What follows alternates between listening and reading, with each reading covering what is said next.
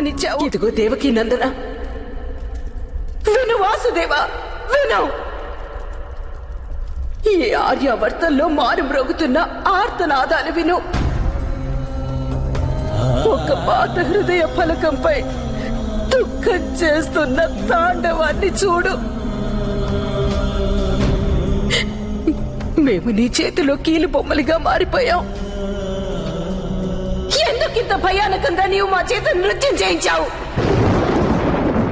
కురుక్షేత్ర యుద్ధ స్థలిలో అందరినీ మించి అధర్మం చేసింది నీవే వాసుదేవ, నీవే.